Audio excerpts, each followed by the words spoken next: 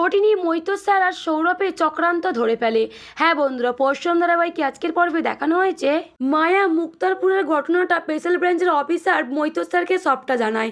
পরশুরামের বুকেতে 3খানা গুলি করেছে টোটিনি, তাই তো পরশুরাম মৃত্যুর কোলে ঢলে পড়েছে। টোটিনির মাথায় বাবিন যে লোহা দিয়ে আঘাত করেছিল, তাই টোটিনি সেন্সলেস হয়ে মাটিতে লুটিয়ে পড়ে। এদিকে পরশুরামকে বিজিতরা নিয়ে কোথায় যে চলে গেছে সে কথাও জানিয়ে দেয় মৈতো স্যারকে মায়া। বলরাম মৈতো স্যারকে বোঝাতে চায় যে টোটিনি কোনো দোষ করেনি, টোটিনিকে ফাঁসানো হচ্ছে। ঠিক তখনই মৈতো স্যার বলরামকে বলে ওঠে, কজন উইটনেস পাওয়া গেছে? বলরাম বলে, কেন 12 জন? মৈতো স্যার আরও জানায় 12 জনের সামনে যেখানে শ্যুট করেছে, আর তুমি বলরাম বলছো যে টোটিনি নির্দোষ, টোটিনি কিছু করেনি। তুমি জানো টোটিনি একজন র্যাকেটের সঙ্গে যুক্ত, ও অনেক কিছু করতে পারে, ওকে এক্ষুনি তুলে নিয়ে আসো। মৈতো স্যার মায়াকে জিজ্ঞাসা করে পরশুরাম বেঁচে আছে নাকি। এদিকে বলরাম বলে ওঠে না। তখনই কান্নায় ভেঙে পড়ে সকল স্পেশাল ব্রাঞ্চের অফিসাররা। তখনই পাশ থেকে ফুঁপিয়ে কাঁদছিল সৌরভ। এদিকে মৈতো স্যার সৌরভের কাছে গিয়ে বলে, কি হচ্ছে সৌরভ, কান্নাকাটি করছো কেন? এদিকে সৌরভ মৈতো স্যারকে জানিয়ে দেয় যে পরশুরামের সঙ্গে অতটা আমার গলায় ভাব ছিল না, কিন্তু পরশুরামের এরকমভাবে শেষ হয়ে যাবে সেটা আমি ভাবতে পারিনি। বলরামকে নির্দেশ দেয় যে পরশুরামকে যে রিভলভার দিয়ে মারা হয়েছে সেই রিভলভারে ফিঙ্গারপ্রিন্ট পাওয়া যায় নাকি সেটা চেষ্টা করতে বলেছে। এদিকে মৈতো স্যারের কথা মতোই সৌরভ কিন্তু এই কাজটাই করেছে, বলরাম ধরে ফেলে।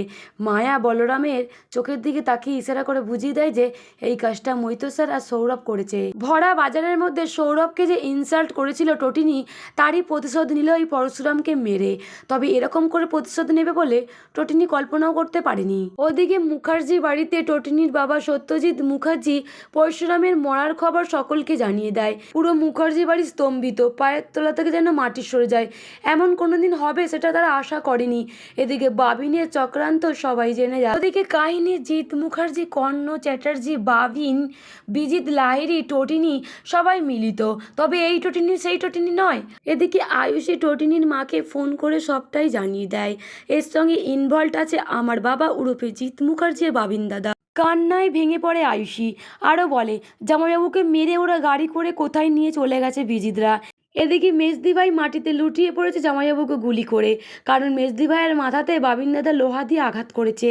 টোটিনির মা ওখানেই মাথা ঘুরে পড়ে গিয়ে সেন্সলেস হয়ে যায়, কারণ পরশুরাম যে মারা গেছে সে কথা আগেই জানতে পেরে গেছিল। ওদিকে প্রেশন ব্যালচের অফিসাররা টোটিনিকে অ্যারেস্ট করে নিয়ে এসে মৈতো স্যার জিজ্ঞাসাবাদ করলেই টোটিনি ভীষণই রেগে যায়, কারণ টোটিনিকে বারবার করে জিজ্ঞাসা করছে পরশুরামকে টোটিনিই মেরেছে, কিন্তু টোটিনি বলে না আমি মারিনি, আমি কি করে ওকে মারতে পারি, আমি ওকে সব থেকে বেশি ভালোবাসি। মৈতো স্যারের ওপর টোটিনি ভীষণই রেগে যায়।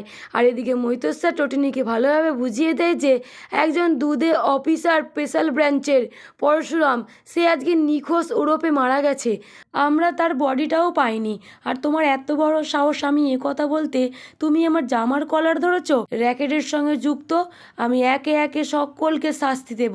মৈতো স্যারের কলার ধরছে বলে ভীষণই রেগে যায় টোটিনির ওপর। আর দুজন লেডি পুলিশ অফিসার দায়িত্ব দেয় যে টোটিনির মুখ থেকে কি করে কথা বার করতে হয়, এরকম ক্রিমিনালকে কি করে শায়েস্তা করতে হয় সেটা আমার খুব ভালো করে জানা আছে। ঠিক তখনই মৈতো স্যারের কথা মতো লেডি অফিসার টোটিনিকে ওখান থেকে নিয়ে চলে যায়। এদিকে টোটিনির কাঁধে বন্দুক রেখে সৌরভ পরশুরামকে মেরে সফল হয়েছে। ওদিকে জিৎ মুখার্জির সঙ্গে মৈতো স্যার হাত মিলিয়েছে বিজিতের গলায় মালা পরিয়ে। সেখানে উপস্থিত হয় কাহিনী শীতল গব্বর। এতদিন পর শীতল আজকে দীর্ঘ নিঃশ্বাস ফেললো, কারণ পরশুরামকে ভীষণই ভালোবাসতো।